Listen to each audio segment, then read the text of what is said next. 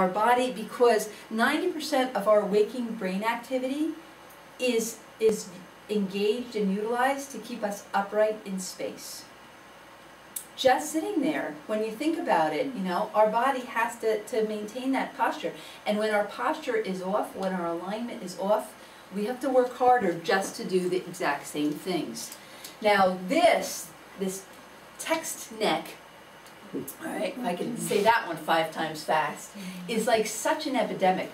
Chiropractors have been actually talking about this for years, and when we first started talking about it, people were like, poo, poo, poo, you're just, you know, trolling for business, poo, poo, poo. And now you see it everywhere, because it really is, and it starts younger and younger. The young kids are down here forward, the adults are down here forward. I mean, people are down looking at their tablets, looking at their devices, looking at their phones all the time.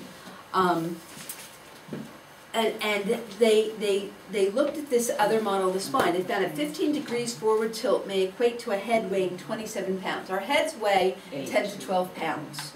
Okay? So if there is, right, yeah, 8 to 10 pounds. But if like, so if I hold my head up like this, my body, the perception of the weight on my body is 8 to 12 pounds, depending. You have a different size head than you do, you know, like, so that's gonna so that's gonna be a different kind of weight. So at a 15-degree forward head tilt, that it will be felt by your body as 27 pounds. At 30 degrees, it feels like you're carrying a 40-pound head around. Okay, now look at yourself, or look at the people you know. How many people carry their head up like this? I'm going to tell you, after doing this, I've been out of school for 30-something years plus, there are not many of us who have a really nice upright posture. And all the stuff going forward definitely contributes to that, and that pulls and it causes strains. Yeah, 49 pounds of strains, and 60 degrees forward equals 60 pounds. That's way forward. But how many times do you see people who are down, especially the kids? So you go home and, you know, talk to your kids and talk to your family about upright and being upright. Okay, yeah, 2 to 4 hours a day people are holding this stuff. So what happens when we have the poor posture is that our body doesn't work as well as it was designed to. You know, studies were done, and that who was it? C.N. Shealy in the American Journal of Pediatric Medicine says posture affects and moderates every physiologic function from breathing to hormonal production. Ultimately appears that homeostasis and autonomic regulations are intimately connected with posture. That means how our body works is going to be affected by our spine and how it works. How our posture is going to affect the mechanics. We're not going to take in as much oxygen when our posture is bad, because our lung capacity, when we're sitting and we're forward, right, in that down forward posture, our lung capacity is less. Sit up, I do this when I go and talk to the kids at school, and I'm doing this straighten up program, you know. I'm like, okay, everybody slump down and take a deep breath. Oh, okay. Now sit up straight and take a deep breath. You get more oxygen just that much more easily. I also tell the kids, I said, well, sit up straight and the teacher's less likely to call on you. Because when you're sitting up straight, it looks like you're paying attention. And when you're down like this, it doesn't look like you're paying attention. You know, the teachers appreciate that one. You know, but I mean, we look better when we're upright. I mean, all of that, it just makes such a huge difference when our posture is positive.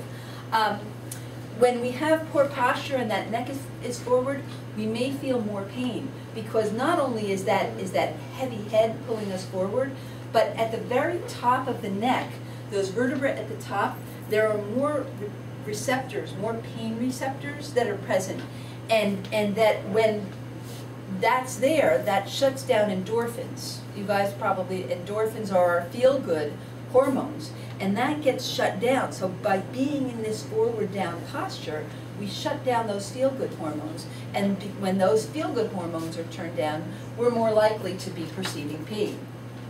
All right, we don't look as good, we get tired more easily. Again, when our posture and alignment is off, then it is harder, and walking down the street, just doing anything takes more energy. And sometimes people will be like, I don't know, I didn't do anything and I'm so exhausted today. It's because our body wasn't functioning with ease, and our body had to work that much harder just to go through our everyday stuff, you know? And that gets draining. As the twig is bent, so grows the tree. Kids, the young kids, and this is a concern because our young kids nowadays, like for the first time I was reading that their life expectancy of this younger generation might be less than what their parents were. Young kids have so many chronic diseases. The rates of autism, I don't even, again, that's a whole another topic for another talk. They're just skyrocketing, you know? And so what can we do? We do what we can. We do more of this and and less of that. And so working to make sure that the kids are moving upright, less screen time, and getting the best, having the best posture that they can. When our posture's off, we feel down. I have this one, and I didn't put it in here. I have this one little cartoon of Charlie Brown, and he's like, oh well, this is my depressed posture. It's like, you can't feel bad when you're upright like this, so I have to stand like this to feel bad. I mean, Charles Schultz said it better than me. But we know, I go like this, and you know how I'm feeling, and I'm down. And if I bring my head up and I'm upright, my head's up, I put a smile on my face, it's hard to feel bad if you're really up in that upright position.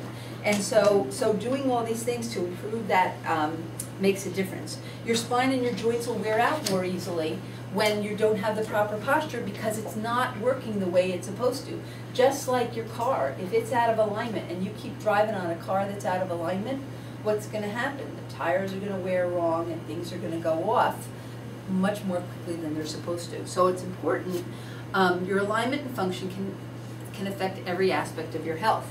So I'm concerned with this as a chiropractor because to live an active, healthy life, your spine and your nerve system need to be functioning at their best. Your spine and your nerve system are intimately connected, and we're not going into a lot of detail with this today because that's not the purpose of why we're here today. But I can't be talking about posture in the spine and mechanics without talking about the nerve system because it does control everything. We talked about that a little earlier, the MD who was talking about the fact that your posture affects every function, and that's because it's so intimately connected with your brain and nerve system. So your spine protects your genetic intelligence center. That's the innate intelligence, that inborn intelligence that knows how to run our body. That's what our nerve system is. It holds our posture upright, is the center of all movement, is important for balance, and connects to the rib cage that protects your vital organs. Again, when that's off, that can affect your organ function. When we adjust people, as with chiropractic care, we healthy mobility, healthy alignment, healthy nerve supply. We find that people have a healthier life when they're taking care of maintaining themselves. Like I said, it's more of this and less of that. What can we do to increase the health and longevity of our lives and our body? Do all we can. I'm not talking about exercise or nutrition or stress reduction today. Again, those are separate topics that are all important. But maintaining a healthy spine and a nerve system is just so key to our body being well. And there are many things that you can do. But again, as a chiropractor, I see this on a regular basis all the time. So spinal health and regeneration leads to a lifetime of wellness because we see people can improve as they begin to take care of themselves. We have lots of families. Lisa talked about getting adjusted since she was 20 years old, and we have kids from little tiny babies till my son was adjusted 5 days old, got adjusted his whole life, right? So from a young age, and that we find that kids who do get adjusted have lots of health benefits as a result of the chiropractic care. They're taking care of their spine, they're taking care of their nerve system for optimum wellness. And that's what we want to see for everybody. So what I've given you guys today is a program that was developed a number of years ago now. Lisa said she remembers it. She says, I've seen this before. But it was developed by a Delphi panel of a number of different healthcare practitioners from different disciplines. And they came together and they said, let's develop something that people can do on a regular basis that can help them to improve their posture, improve their motion easily, because it's so important to our well-being.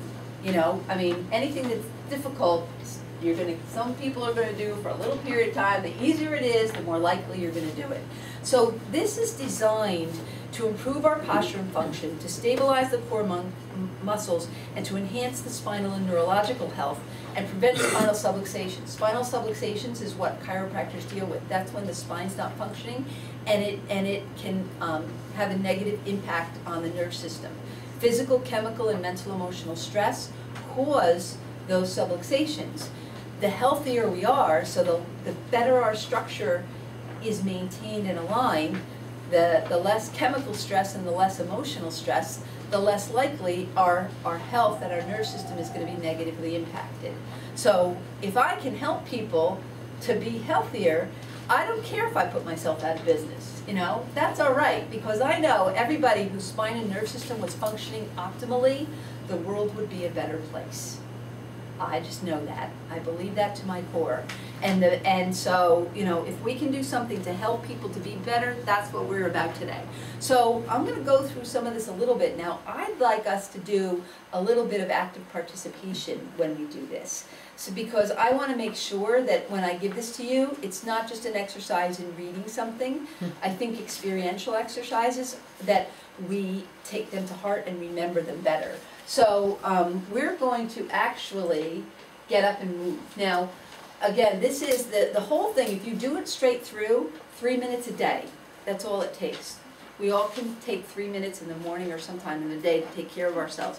Another piece of these is there's pieces of these that I like for people to pull out and do during the day. So if you've been sitting for 20 minutes or half an hour, or even if it's an hour, whatever it is, it's like, oh, I'm sitting too long, I have to do something and move. You can pull out 1 or 2 of these exercises or maneuvers in there and do that, and that will be movement. So it'll be positive because you're moving in ways that we don't necessarily move. Most of us move kind of in you know, in like 2 dimensions. I mean, we're moving forward, we pick things up, you know, how often do we bend? How often do we like really twist? Except, you know, then we go to twist and we haven't done it on a regular basis, and that's when we hurt ourselves. See, so we can prevent some of these problems that we were talking about by stabilizing these muscles and activating them beforehand, so that we're not only using them at a time of hardest stress, of most intense stress. So it'll make a difference. It's simple for anyone, we don't need any special equipment, and it's easy and convenient.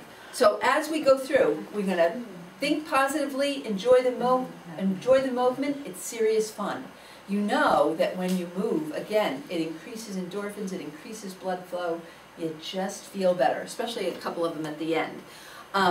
When we do, we're going to get to straighten up with a confident inner winter posture. We're going to pull, like if any of you do yoga, you know, it's like a mountain pose where you're pulling your core in, you're bringing your body upright, your shoulders are upright, but you're not stiff and tense. And move smoothly, don't jerk or bounce. Anytime you ever stretch or move, you should never bounce at the end. It's always just a slow, easy movement. Okay, so let's stand up and stretch out. You put your papers down because I'm going to walk you through this. If we have to move forward or move around so that, you know, so it's there, I can come around here so that you guys can spread into that way a little and still see me. Okay. All right, so you're gonna need enough room to spread your arms out, okay? And you know, there's a twirl, and there's, you know, so you have to have, yeah. You have to have room to do that. Yeah, awesome. Okay, so the first one is that we stand up in this inner winter posture, as we call it. You pull your belly button in. Your hips are not back, they're upright, shoulders upright. Bring your head upright into its normal upright position. Bring that in. Take a deep breath, see how that feels. Now does this feel like a normal posture for you? You know? No, because we don't do it normally. And yet, I promise, if you do something like this on a regular basis, it will feel more normal.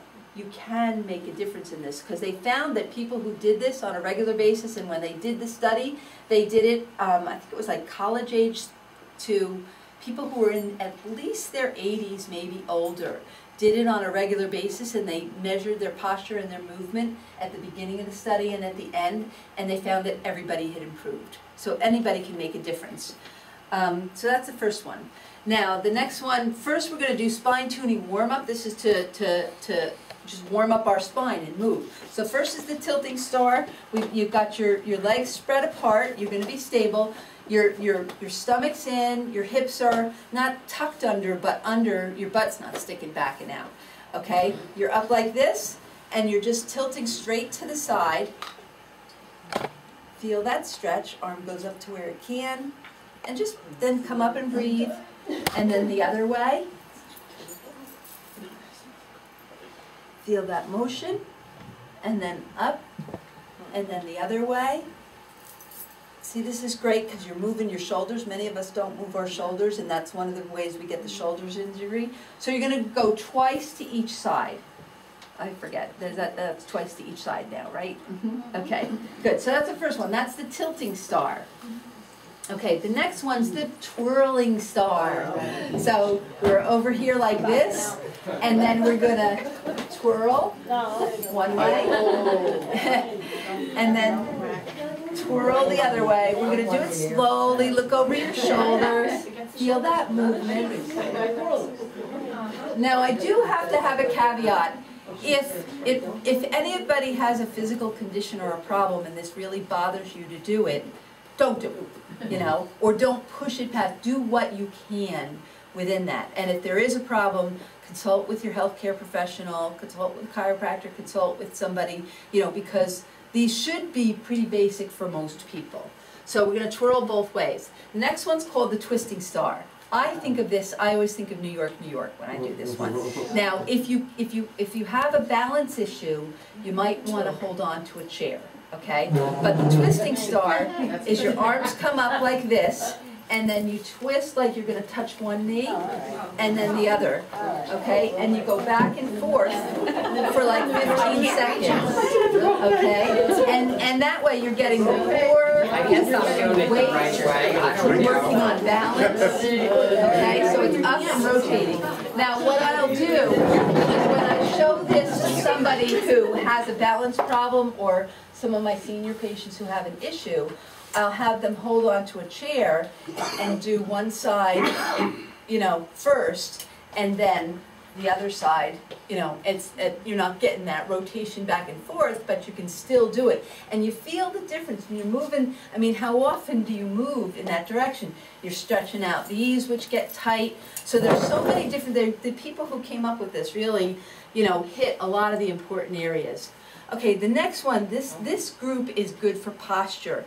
And I've been giving this to people who are my desk people, even before the sitting is the new smoking hit the fan, you know, that information came out, because you're sitting at a desk and you're on the computer all the time, you know, and what do you have to do? We got to open that up. People's middle backs just get so tight from sitting all the time. So this opens it up. The first one is trap openers. The trapezius muscles are these big muscles up at the top that come into our neck, and they can get real tight. So you're gonna, one is to lean to the side, all right, just easy. Now what I also like to do to get a little bit of an extra stretch, and this is a thing, if you put it back like you were gonna scratch your shoulder blade, that just opens it up even more. And then the other way, we go to the side, just tilt straight. Right, keep your nose straight as you're doing it. So you go to both sides, and then you can just work the muscles a little, give yourself a little massage. That increases the blood supply in that area and works out some of those muscles. Okay, and then the final one is that you roll your shoulders back and you bring your head forward, and you feel that stretch and that opening up over in there, all right? So those are three that you can do. So if you've been sitting, maybe you've been driving for a long time, a long ride, you know, these are things that you can do to help to open that up. The next one, called the eagle and the hummingbird. Now these all have these names because we take these into the school, and you know, and teach the kids. I mean, the ideal would be to teach the kids, but to teach the teachers and have the teachers do it with the kids on a break, you know, on a regular basis. That's really a great goal. We've done that a couple of times. So the first one is the eagle, and you're standing up there like that, arms down, palms out, and you're gonna, keeping your shoulder blades together and your head upright, bring your arms up to where you can, and then back again. You know, again, squeezing your shoulder blades as much as possible. Now, if you have a shoulder problem and you can't do it, you know, do the best that you can.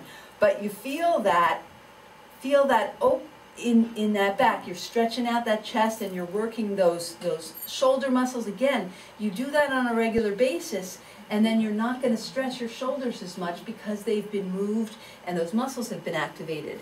The next one is called the Hummingbird. And with this one, you're going to take your arms up, again like this, and you're going to be bring them up and around into the back, and up and around into the back, and up and around into the back. Now, they have you sway. I never understood that. You know, to me, the most important part is the up and around and back part. You know, you're up and around and back because you're really working those muscles in a way that you don't do that. So again, you do this whole thing together, but that's a real nice one if you've been sitting at your desk for a while.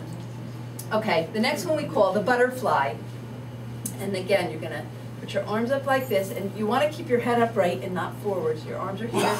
We open up, feel your shoulder blades squeeze together, and then relax. And your shoulder blades squeeze together, and then relax. All right, so that we're opening and stretching that chest. You know, when our middle back is tight, you've got two things. One, these muscles in the back are weak because what do we ever do that works them? And two, our chest muscles are tight because we're down and forward all the time, or we're picking up things. We use that more than we use these. So we want to open those things up. Okay, the next one is balancing the core, and this is called the tightrope.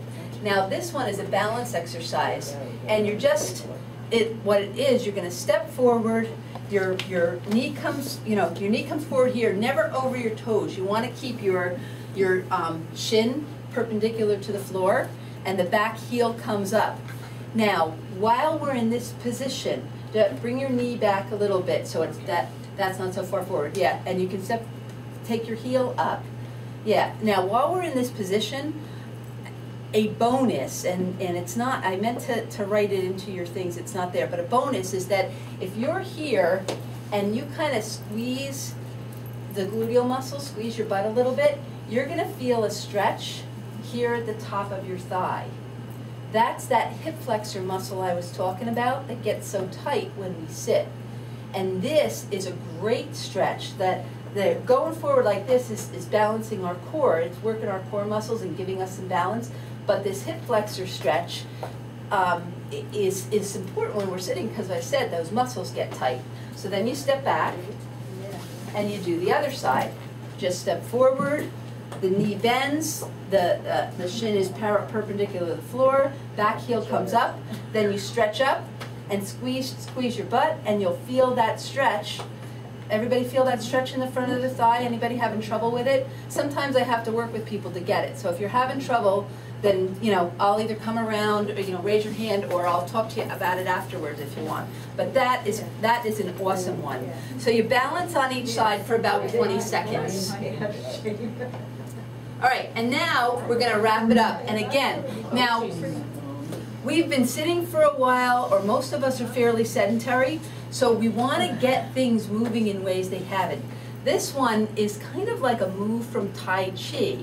Sometimes it takes people a little bit to get it. So you're going to stand with your legs apart and kind of bent. You can put your feet slightly out, for those of you in the back who can't see. And you're going to be, you know, like it would be called horse stance if you were in karate or something like that. And then the first thing you're going to do is just kind of start rocking back and forth to the side. So you're rocking back and forth to the side, and then you start to just swing your upper body and let that go and swing. So your spine is moving and your hips are moving, and that flow really opens things up. So we're back and forth and back and forth. Okay? Yeah, and you put on some good music, it's just like a dance, right? So we're back and forth. So that's called banging the gong, and we go back and forth with that for about 15 seconds. Now the next one is another bending, but we're getting into the bending deep, and there's two versions. One is that you would come down, and I'll just demonstrate it first. You come down, and you'll rest your forearm on your thigh, and then extend over. If that's too much, then you put your hand on your thigh and go over that way. Now one of the things you want to watch, and I see that people will often do, is they'll go like this and stick their backsides out. So you want to keep that in and then bend straight over. All right, so we're bending over from there, either like that or like this, and you really feel that motion in there. So the leg that you're bending on is bent, okay? Yeah, and then we're bending over. All right, and then you come up, 10 seconds on each side. So we're over, the leg is bent, we're going in there like that, stretching up and over. All right, so 10 seconds on each side. Good. And now the final one, and this is the best, and people are like, oh, it's so silly, but it's so important, is shaking it loose. Now we just got all that energy from there, and we get up and move it. I have to tell you that this in and of itself, there was a guy who used to do seminars that I'd go to, and he'd have everybody up and he'd do EOs, and they'd go EO, and they'd shake up that energy from being there. If you guys have been driving for a while, say you just came from a tough client or a tough situation with a client, you know, go out in the hallway and do a couple of that shaking it loose.